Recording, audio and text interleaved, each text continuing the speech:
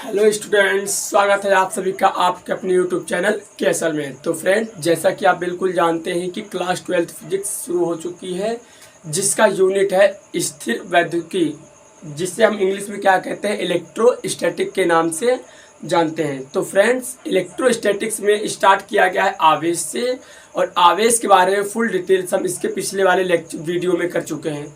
तो फ्रेंड्स, उससे पहले हम ये बात कर लेते हैं कि जो आवेश से बारे में जो जानना था उसमें हम क्या क्या जान चुके हैं। तो फ्रेंड्स, इसमें हम जो जानने वाले थे, जो आवेश था, आवेश कितने प्रकार का होता है, आवेश के क्या गुण होते हैं, ये सब देखे थे पिछली वाली क्लासों में कहते हैं। तो फ्रेंड्स, जो आज हम लोगों का जो मेन टॉपिक होगा वो है क्या चीज़, आवेशन। आवेशन के बारे में भी थोड़ा बहुत पढ़ लिए थे। आज जो हम लोगों का मेन टॉपिक है, मतलब हम लोगों का जो चल रहा है कहते हैं इसमें, वो है चल रहा है क्या, आवेशन चल रहा है। आवेशन के बारे में देखें तो आवेशन में क्या था, मतलब पहले आवेश से थोड़ा सा डिटेल में उठाएं पिछले वाले टॉपिकों से, शुरू में जो स्टार्ट किया गया था। सबसे पहले वो क्या था, आवेश था। और आवेश के बारे में हमने क्या क्या पढ़ा था कि आवेश की परिभाषा, फिर आवेश के प्रकार पढ़ कर के आए थे। आवेश के प्रकार कौन कौन से हैं, तो धन आवेश और दूसरा कौन था कहते हैं, ऋण आवेश था। पहला धन आवेश, दूसरा ऋण आवेश था। उसके बाद से कहते हैं कि हम इसके बारे में अगर दोनों जान लिए थे, धन आवेश और ऋण आवेश के बारे में जब पढ़ करके फिर क्या पढ़े थे, हम कहते हैं आवेश के गुण पढ़ा गया था, है ना, ये तो पढ़ा गया था, आवेश के गुण था। आवेश के गुण के बारे में अध्ययन किया गया था कि आवेश का क्वांटीकरण होता क्या है, आवेश का संरक्षण नियम क्या होता है, आवेश की योज्यता क्या होता है, यही सब क्या है, आवेश के गुण हैं। आवेश अगर प्लस प्लस का हो जाए तो वो सजातीय आवेश होता है, वहाँ पर कौन सा बल लगता है, तो वहाँ पर प्रतिकर्षण लगता है। और विजातीय अगर आवेश हो जाए, अलग अलग आवेश हों, तो वहाँ पर आकर्षण लगता है। मतलब कह सकते हैं वहाँ पर जो बल उत्पन्न होता है हमारे पास, वो आकर्षण बल उत्पन्न होता है। आवेश के गुण में देखा गया था। उसके बाद से कहते हैं कि अब हम देख रहे थे, क्या पढ़ रहे थे, वो टॉपिक था हमारे पास आवेशन। उसके बाद से हम क्या पढ़ रहे थे, कहते आवेशन के बारे में पढ़ रहे थे। आवेशन, आवेशन दो प्रकार का होता है, ये भी कहते हैं। कौन कौन सा आवेशन कौन कौन से प्रकार से होते हैं, तो एक आता है क्या, संपर्क द्वारा आवेशन। संपर्क द्वारा आवेशन पहला कौन है, कहते हैं संपर्क द्वारा आवेशन। दूसरा जो हमारा जो टॉपिक आया था वो था क्या, प्रेरण द्वारा आवेशन। प्रेरण द्वारा आवेशन, ये दोनों आवेशन दो प्रकार के होते हैं, कहते हैं प्रेरण और संपर्क द्वारा। अब ध्यान से समझिएगा आप लोग कि संपर्क में क्या क्या पढ़ा गया था, फिर दूसरा पढ़ा गया था क्या, संपर्क आवेशन।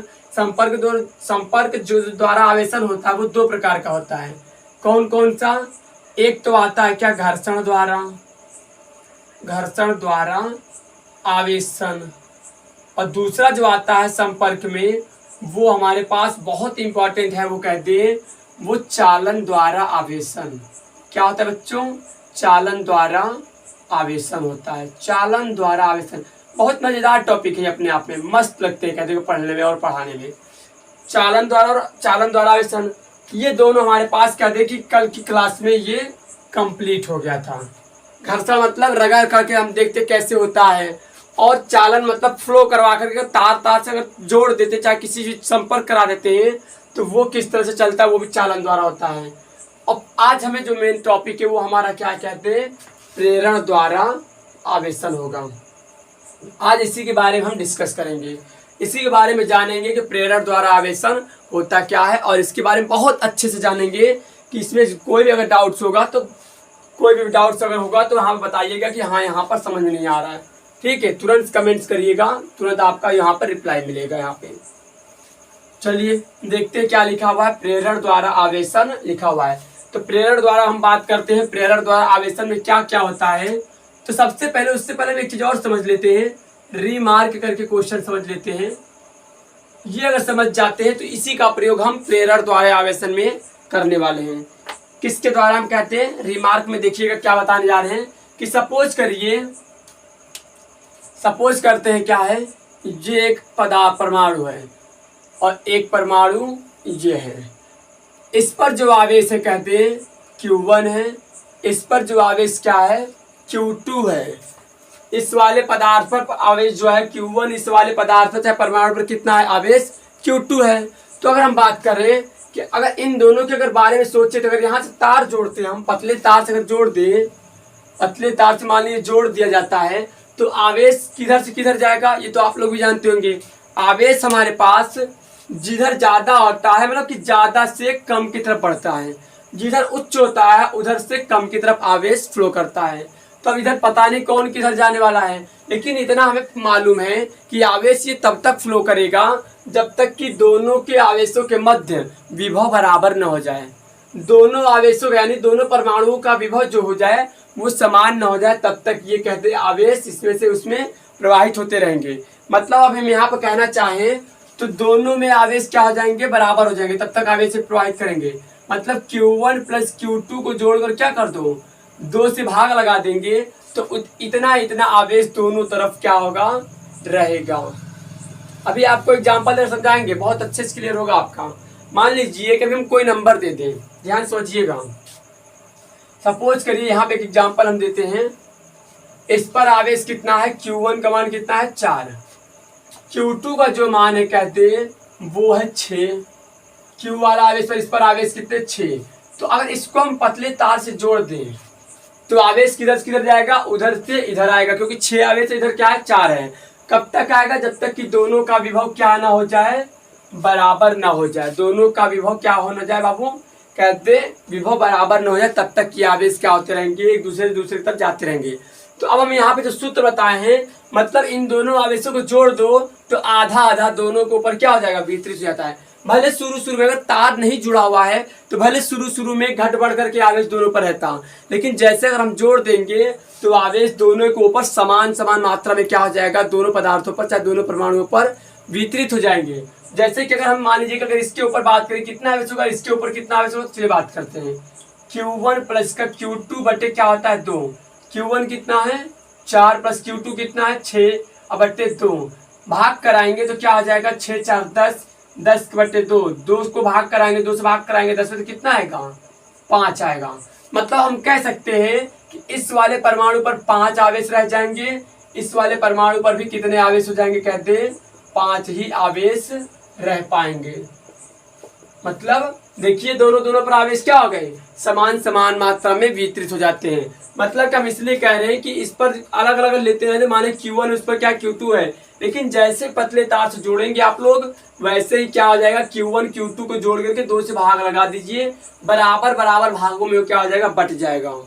तो हम कह सकते हैं कि ये कब तक फ्लो करेगा, जब तक इनका विभव सेम ना हो जाए, समान ना हो जाए, एक जैसा ना हो जाए, तब तक ये आवेश फ्लो करते रहेंगे। तो यही था रिमार्क। अब आप लोगों से क्वेश्चन है, आप लोगों से क्वेश्चन ये है, किसी पदार्थ पर किसी क्वेश्चन है कहते हैं कि किसी उदासीन, क्वेश्चन का जवाब दीजिएगा, आंसर दीजिएगा इसका, किसी उदासीन परमाणु पर कोई आवेश नहीं होता है, क्या ये सत्य है, ट्रू है या फिर फॉल्स है, हाँ या ना में जवाब दीजिए इसमें, ट्रू है या फिर फॉल्स है। क्वेश्चन लिखा गया आपके सामने कि किसी उदासीन परमाणु पर कोई आवेश नहीं होता है, तो क्या ये सही है या गलत है। आप लोगों के लिए 15 सेकंड का टाइम है, फटाक से सोच करके अपने माइंड में जवाब दीजिए कि क्या ये उदासीन परमाणु पर कोई आवेश नहीं होता है। दिमाग में गौर करिए, सोचिए जरा, दिमाग पर जोर डाल करके।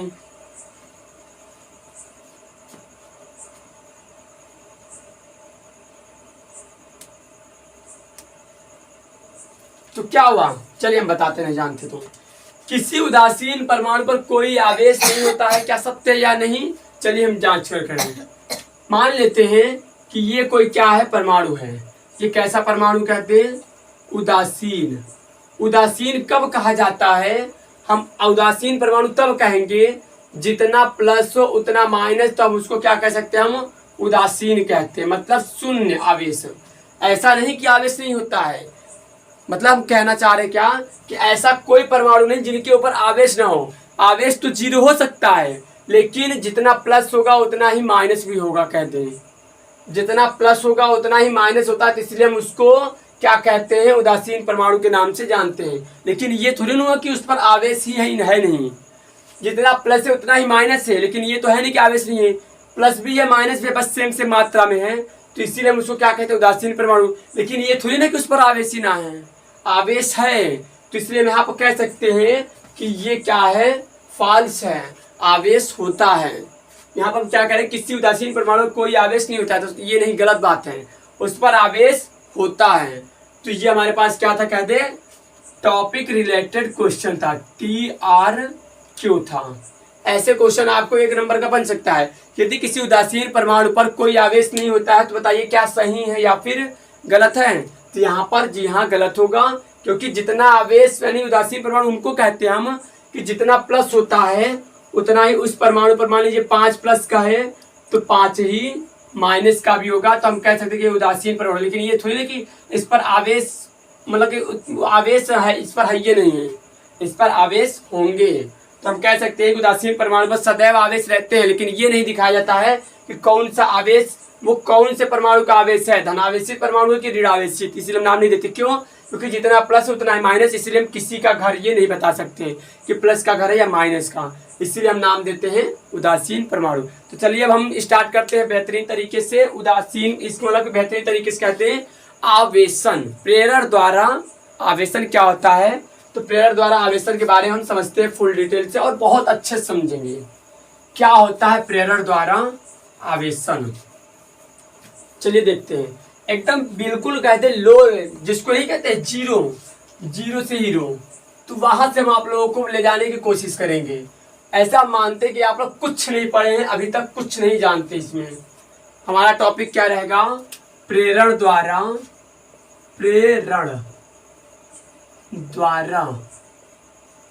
आवेशन। प्रेरण द्वारा आवेशन, प्रेरण द्वारा आवेशन क्या होता है, चलिए समझते हैं।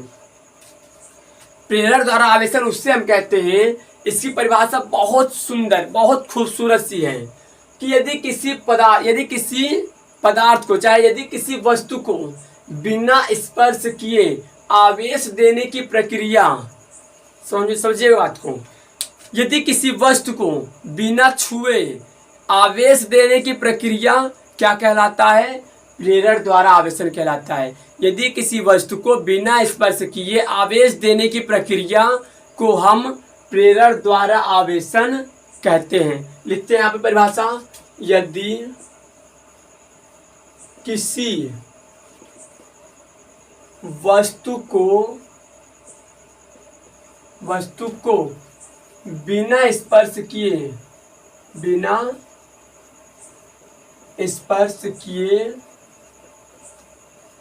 आवेश देने की प्रक्रिया, बिना स्पर्श किए आवेश देने की प्रक्रिया, आवेश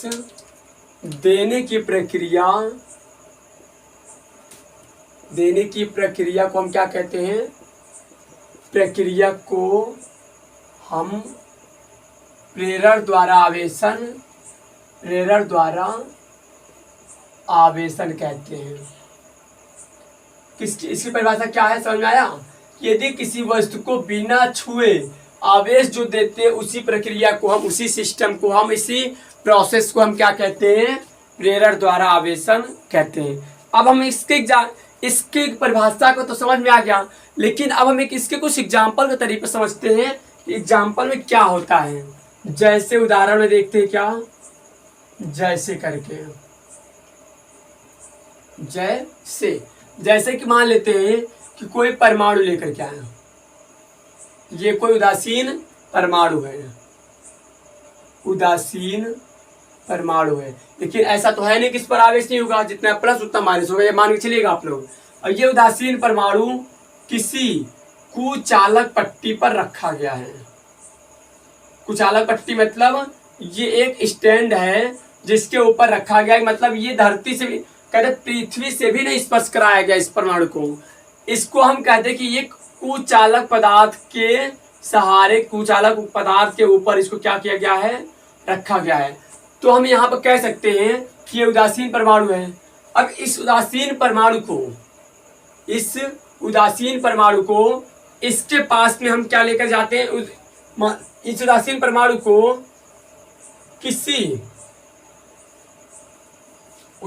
परमाणु को हम मान लीजिए कि किसी आवेशित चालक के पास ले करके आते हैं। सपोज कर रहे हैं ये क्या है, प्लस का आवेशित चालक है, इसको हम यहाँ पर रखते हैं। ठीक है, यहाँ पर रखते हैं। मान लेते हैं एक उदासीन परमाणु है और ये क्या है, आवेशित चालक, जिसके ऊपर क्या आवेश, कौन सा आवेश है, प्लस का आवेश है, प्लस के आवेश हैं। ये पहली स्थिति था। ये कहते बहुत दूर दूर रखा गया है, समझिए बात को, ये कहते बहुत दूर दूर रखा गया है। एक उदासीन परमाणु था, उस उदासीन परमाणु के कुछ दूरी पर क्या रखा हुआ, प्लस का आवेश। तो ये जब दूर दूर था कुछ प्रभाव नहीं देखने को मिल रहा था। ठीक है, अगर सपोज कर लें कि अब यही उदासीन परमाणु इस प्लस के पास लेकर के आप लोग जाते हैं, अब नंबर दूसरा मतलब बी वाले स्टेप में क्या हो जाएगा कि यदि इसी उदासीन परमाणु को इस आवेशित चालक के पास लेकर के जाते हैं, इस उदासीन परमाणु को आवेशित चालक के पास अगर लेकर के जाते हैं, तब यहाँ पर क्या हो जाएगा, अब हमें यहाँ पर एक खूबसूरत सी चीज देखने को मिलेगा। समझिएगा क्या है वो खूबसूरत सी चीज है, क्या, ये उदासीन परमाणु था और ये क्या था, प्लस का आवेश, यानी कि आवेशित कोई चालक था। इसके ऊपर जितना प्लस होगा उतना ही क्या होगा, माइनस होगा, जितना प्लस उतना ही माइनस कहते हम, मतलब जितना प्लस उतना माइनस, जितना प्लस उतना माइनस। ये उदासीन परमाणु की पहचान होती, रीति होती, कह सकते हैं। जब इस उदासीन परमाणु किसी चालक पदार्थ के पास ले आते हैं, कहते आवेशित चालक के पास, तो यहाँ पर क्या होने मिलेगा, हमें पता है कि जब कोई प्लस प्लस का आवेश होता है तो उनके बीच क्या होता है, प्रतिकर्षण, जिनको हम सजातीय आवेश भी बता चुके हैं, प्रतिकर्षण। और अगर प्लस माइनस में अगर हो जाए तो, चाहे माइनस प्लस में अगर होता है तो आकर्षण देखने को मिलता है। ठीक है, क्या देखने को मिलता है, आकर्षण। तो अब ध्यान से समझिएगा, जब इसको उदासीन परमाणु के पास ले जाते हैं, चाहे उदासीन परमाणु किसी आवेशित चालक के पास ले जाते हैं, तो यहाँ पर प्लस का जो आवेश है, प्लस और माइनस जो आवेश एक साथ, जो एक ग्रुप में एकजुट से रखे हुए थे, जैसे एक आवेशित चालक के पास लेकर के गए, यहाँ पर हमें क्या देखने को मिलेगा, प्लस का आवेश प्लस से दूर हटेगा और माइनस का आवेश प्लस के कारण आकर्षित होगा। मतलब इधर अगर प्लस है तो इधर प्लस आएगा कि माइनस आएगा, इधर ऑब्वियसली से हम कह सकते हैं कि माइनस आएगा। ठीक है, क्या आएगा यहाँ पर, माइनस, और इससे दूर कौन भगेगा, प्लस का आवेश दूर हटेगा। इतना समझ आया, क्लियर हुआ कि प्लस के कारण प्लस दूर आ गया और माइनस वाला सिरा एक तरफ हो गया। अब तीसरा स्टेप, जब इस वस्तु का इस तरह बन चुका, अब तीसरा स्टेप हम क्या करते हैं, इसको हम तीसरे स्टेप में इसी हम आवेशित चालक को रहने देते हैं और इसके सहारे जो हम कहते हैं कि यहाँ पर एक तरफ माइनस आ चुका है और एक तरफ क्या आ चुका है, कहते हैं प्लस, एक तरफ माइनस और एक तरफ प्लस आ चुका है कहते हैं।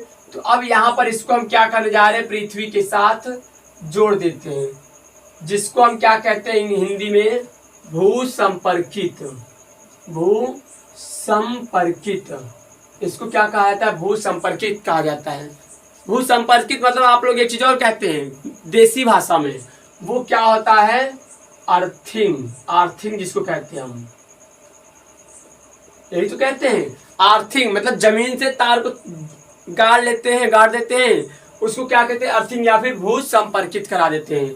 तो जैसे ही भू संपर्कित कराएंगे तो कहते फंटास जिंदगी ये है कि ये प्लस का जो आवेश होता है, क्या जैसे प्लस के साथ प्लस को अगर हम जोड़ देते हैं पृथ्वी के सहारे, मतलब कि इसको हम तार से जोड़ दिए, लाकर भू संपर्कित करा दिए प्लस का आवेश को, तो प्लस का आवेश कहाँ उतर जाएगा, आकर के पृथ्वी में समा जाएगा। तो हमारे पास कौन बचेगा, केवल और केवल माइनस का। लेकिन सर क्या आ गया, लेकिन हमारे पास कहते जो मेंटोस जिंदगी है, कहते उस तरह से कहते लॉजिक के हिसाब से ये हमारे पास क्या हो जाएगा, प्लस माइनस, प्लस के सारे प्लस जो है वो जा करके पृथ्वी में समा जाएगा। और हमें पता है कि पृथ्वी बहुत सारे इलेक्ट्रॉन होते हैं, अनगिनत, इनफाइनाइट, बहुत सारे कह सकते हैं। हम कह सकते हैं कि जो पृथ्वी में इलेक्ट्रॉनों की भरी हुई है कहते हैं। तो ये प्लस का आवेश आकर उसमें 4 प्लस आएगा तो 4 माइनस को उठा लेगा, मतलब कि इसमें समा जाएगा। तो हमारे पास कौन बचेगा, माइनस का। लेकिन नहीं, मेंटॉस जिंदगी ये कह रहे हैं हम कि आप लोग पढ़े होंगे कि कोई भी अगर परमाणु होता है तो उस परमाणु के भीतर क्या होता है, प्लस का आवेश। और प्लस का आवेश प्लस के आवेश के चारों तरफ कौन चक्कर लगाता है, माइनस वाला आवेश। हमें पता है कि आवेश इतना भार ज्यादा होता है कि प्लस को क्या करता है, प्लस उसके चारों तरफ चक्कर लगाता है। क्यों, क्योंकि प्लस में जो भार होता है वो ज्यादा होता है, माइनस का जो यानी कि ऋणावेशित इलेक्ट्रॉनों का जो वेट होता है वो कम होता है। इलेक्ट्रॉन का वेट कितना होता है, तो 9.1 इंटू 10⁻31, और प्रोटॉनों का जो वेट होता है 1.627 गुणे 10⁻21 kg का होता है। तो अब आप लोग सोचिए, दिमाग से खुद आप लोग सोचिए कि प्लस वाला आएगा या माइनस वाला जाएगा। प्लस वाला आएगा पृथ्वी के, पृथ्वी से इलेक्ट्रॉन निकल के माइनस की तरफ जाएगा। तो हमारे तो हिसाब से माइनस निकल करके जाएगा प्लस की तरफ, और जितना प्लस होगा उतना माइनस निकाल कर मतलब जाएगा निकल करके, और वो प्लस के सहारे बना लेगा क्या, एक कहते हैं उसको हटा देगा, प्लस से माइनस करके उदासीन बना लेगा। क्या बना लेगा, उसको उदासीन बना देगा। समझ में आ रहा है इतनी बातें, क्लियर हो रही ना। क्या बना देगा, उसको कहते हैं उदासीन बना देगा। उदासीन अगर बना दिया तो अब यहाँ पर जो बी स्टेप हो गया, अब सी वाला स्टेप कंप्लीट। जब उदासीन बना देगा तो हमारे पास क्या बनेगा, क्या बचेगा, डी वाले स्टेप में, डी वाले में प्लस का आवेश, उदासीन परमाणु, आवेशित पदार्थ रख सकते हैं यहाँ पर। और ये जब उदासीन बना लेगा मतलब कि यहाँ से माइनस उठ करके गया, यहाँ पर उदासीन हो गया, तो इस परमाणु के ऊपर केवल और केवल कौन बचेगा, माइनस का बचेगा। और जैसे अगर माइनस को अगर हम कहते हैं इस परमाणु को हटाएंगे, ध्यान सोचिएगा, यही तो स्टेप बचेगा। मतलब प्लस वाला उदासीन बना लिया मतलब खत्म, खास से खत्म हो गया। हमारे पास क्या बचेगा, प्लस के कारण ये माइनस वाला सिरा बचेगा। मतलब अब ये क्या हो गया, आवेशित हो चुका कि नहीं, क्या हो चुका है, कहते हैं धनावेशित या ऋणावेशित। तो ये जो परमाणु हुआ है वो हुआ है ऋणावेशित परमाणु हो चुका है। मतलब ये अनावेशित मतलब कहते हैं प्रेरण द्वारा आवेशन हो चुका है, ये ऋणावेशित हो चुका है कहते परमाणु। लेकिन अब सोचिए आप लोग, ऋणावेशित अगर हो गया मतलब आवेशित हो चुका ये पदार्थ, तो अगर इसको हटा दे, इसको अगर हटा दे तो ये क्या होगा, फिर माइनस इस तार के सारे फिर पृथ्वी में जाकर के क्या हो जाएगा, यहाँ पर पृथ्वी में फिर जाकर के वो मिल जाएगा, पृथ्वी के ऊपर क्या जाएगा, मिल, ये माइनस के चार्ज मिल जाएगा। तो हम कह सकते हैं कि यहाँ पर सबसे पहले इसको नहीं हटाना है, यहाँ पर हमें इसको पहले नहीं हटाना होगा। किसको पहले हटाना होगा, कहते हैं हटाने की जो अगर बात की जाए, मतलब अगर इसको अगर हम हटा देंगे पदार्थ प्लस वाले को, तो ये सारा का सारा माइनस पृथ्वी से जाकर के मिल जाएगा। और हम कह सकते हैं कि जो हम लोग सारा का सारा मेहनत किए हैं उसके ऊपर पानी फिर जाएगा। मतलब माइनस का आवेश सब के सब पृथ्वी में जाकर समा जाएगा, हम लोगों के सब मेहनत पे पानी फिर गया, कोई मतलब नहीं निकला। तो इसलिए हम कह रहे हैं कि पहले इसको ना हटाओ, पहले किसको हटाओ, भू संपर्कित वाले को कट लगाओ, कट करो, इसको कट करेंगे तो यहाँ पर माइनस का आवेश रह जाएगा। जैसे इसको हटा देंगे तो ये डी ऑप्शन से बन करके हमारे पास क्या हो जाएगा, इसको जैसे हटाएंगे तो अब प्लस को पहले नहीं हटाना है, प्लस को रहने देना है, प्लस को रहने देना है। और पृथ्वी को सहारे जो वो लगाओ, भू संपर्कित कराया गया, तो उसको हटा देंगे तो यहाँ पर जो अब आएगा माइनस का, अब इसको हटाओगे तो अब ये माइनस के चार्ज नहीं जा सकता। क्यों, क्योंकि वहां भू संपर्कित हटा चुके हैं। और जब यहाँ से हटाओगे तो डी से ई हो गया, A B C D E. अब इसको हटा सकते हो तो यहाँ पर जो हमारे पास जो दिखेगा वो ऋणावेशित हो जाएगा। मतलब इसको हम स्पर्श नहीं किए, इसको हम स्पर्श नहीं किए, खाली सिर्फ और सिर्फ क्या किए हैं, प्रेरित किए हैं। प्रेरण, प्रेरण मतलब एक शब्द और कह सकते हैं प्रेरित करना। किसी वस्तु को बिना स्पर्श किए आवेश देने की प्रक्रिया, मतलब बिना छुए हम इसको क्या करा दिए, आवेशित करा दिए। इसी को हम क्या कहते हैं, पूरे कॉन्सेप्ट को प्रेरण द्वारा आवेशन कहा जाता है। तो समझ में आया आप लोग को। तो ये था हमारे पास क्या, प्रेरण द्वारा आवेशन। तो इसको उतार लीजिए फ्रॉक से, यही था आपके पास प्रेरण द्वारा आवेशन। चलिए इसको रफ करते हैं हम। अब चलते क्या अगले टॉपिक की तरफ। और हमारे पास क्या आता है, टॉपिक जो आता है वो आता है कूलाम बल। क्या आता है, कहते हैं कूलाम्स लॉ। चलिए कूलाम बल देखते क्या आता है।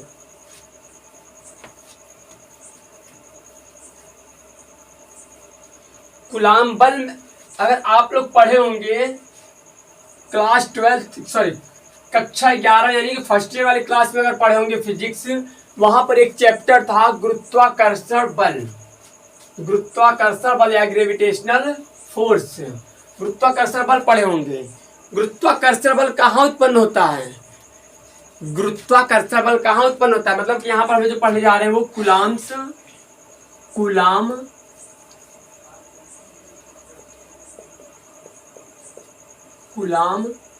बल। कूलाम बल को हम एक चीज और कहते हैं, कूलाम बल बोलो, या फिर इसको एक नाम और देते हैं, या स्थिर वैद्युतिकी, स्थिर वैद्युतिकी बल, ये भी कह सकते हैं कूलाम बल। या फिर क्वेश्चन में दे सकता है आप लोगों को, क्वेश्चन में डाल क्या दे सकता है, स्थिर वैद्युतिकी बल के भी नाम से क्वेश्चन बना सकता है आपका। ये हमारे पास क्या है, टॉपिक है पढ़ने वाला, इसी को पढ़ेंगे अब हम। आप लोग पढ़े होंगे फर्स्ट ईयर में, कहते हैं कक्षा 11 में एक टॉपिक वो क्या था, कहते हैं गुरुत्वाकर्षण बल।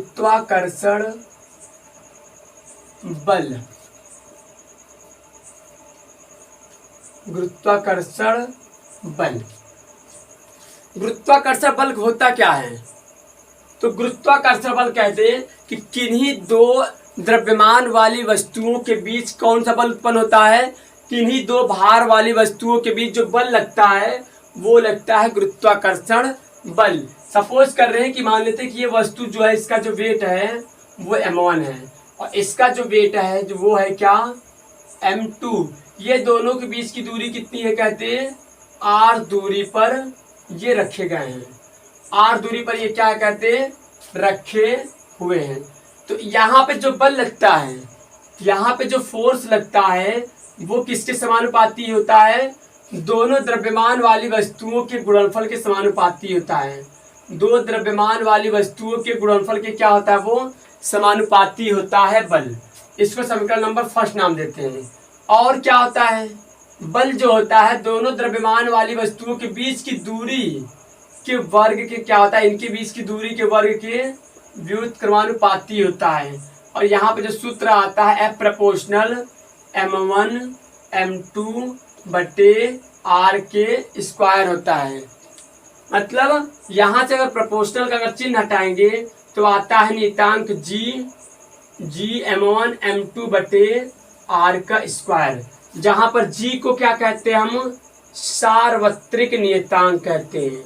सार्वत्रिक नियतांक इसलिए हम नाम देते हैं इसको, क्यों नाम देते हैं सार्वत्रिक नियतांक, ये इसलिए नाम दिया जाता है क्योंकि ये कहीं पर भी अगर तो वस्तु को अगर रख देते हो आप लोग किसी भी ब्रह्मांड में, चाहे चंद्रमा पर, चाहे पृथ्वी पर, चाहे कहीं पर किसी भी ब्रह्मांड में रख दो, तो वहां पर अगर दो द्रव्यमान वाली वस्तु को अगर रख देते हो तो वहां पर कहते बल जो लगेगा वो सेम लगेगा। इसलिए जो जी आता है नियतांक उसको सार्वत्रिक नियतांक के नाम से हम जानते हैं। जैसे कि इसकी खोज न्यूटन ने किया था। न्यूटन कैसे जान पाए थे, न्यूटन की खोज, न्यूटन का ये कहते हैं कि उदाहरण कैसे बना था दो वस्तुओं के बीच। जैसे हम एग्जाम्पल दें, न्यूटन ने कैसे पता लगाया था कि सेब गिरा था, तो उन्होंने अनुमान लगाया था कि यार पृथ्वी के मतलब कि सेब नीचे क्यों आया, ऊपर ये सेब क्यों नहीं टूट करके गया, किसी वृक्ष के नीचे न्यूटन साहब बैठे थे, तो उन्होंने देखा कि सेब जो टूटा, मतलब सेब के पेड़ के नीचे बैठे थे, उन्होंने देखा कि जब सेब टूटा डंगी से तो वो नीचे की तरफ आया, ऊपर क्यों नहीं गया। तो हम कह सकते हैं कि उन्होंने ये दिमाग लगाया कि नीचे क्यों आया, ऊपर क्यों नहीं गया, नीचे ही क्यों आया। तो वहां पर क्या समझा जाता है, जैसे कि एक और एग्जाम्पल देते हैं हम, एक और एग्जाम्पल देते हैं। जैसे कि अभी मान लीजिए कि पृथ्वी जो है, पृथ्वी हमारे पास जो है, एक वस्तु पृथ्वी को मान लो और दूसरी वस्तु किसको मान लो, दूसरी वस्तु गेंद को ले लो। एक मान लेते हैं कि पृथ्वी को, एक हम मान लीजिए कि पृथ्वी है, ये हमारे पास क्या है, पृथ्वी है। M1 क्या है, पृथ्वी हमारे पास, जिस पर हम खड़े हैं हम लोग, पृथ्वी है। और दूसरा जो द्रव्यमान वाली वस्तु है वो क्या है, कहते हैं गेंद है। दोनों में भार होगा, मतलब एक जो भार वाली जो वस्तु है पृथ्वी को हम सपोज कर लिए, और दूसरा जो भार है वो वस्तु को हम क्या नाम दे दिए, गेंद। तो अगर गेंद और वस्तु के बीच में, पृथ्वी के बीच में देखा है, जब गेंद को ऊपर फेंकते हैं आप लोग, तो क्या होता है, जब ऊपर से लौटान, मतलब कि जब ऊपर जाता है तो पृथ्वी इसके ऊपर क्या लगाती है, एक आकर्षण बल लगाती है, और उस आकर्षण बल से उस गेंद को क्या करेगी, अब उसको खींचेगी। मतलब पृथ्वी के अंदर भी क्या है, द्रव्यमान कुछ न कुछ है, और वस्तु के ऊपर कितना है, कहते हैं वस्तु के ऊपर, सॉरी बॉस,